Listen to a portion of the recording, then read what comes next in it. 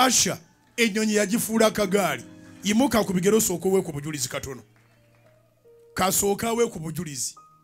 Abaluganda Mukama yeebazibwe neebaza Katonda kubanga ndi mu kifo kino nkolera Dubai ninayo saluuni n'emirimu emirala naye neebaza Katonda nagende Dubai omwaka gumu ogwaddako ogwokubiri nali nina ekifo nga neekozesa neebaza Katonda era buli bwenfuna obudde nja kujjanga ninnya nenzirayo visa yange Mukama yagimpa ekitibwa n'ettendo nkimuddiza wenjagalira wenzirirayo wenjagalira wennyina teryankuba ku mukono titogenda.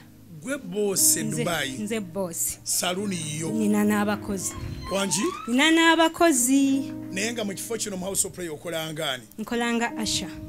Download the Salt Media app from the Google Play Store and the Apple App Store.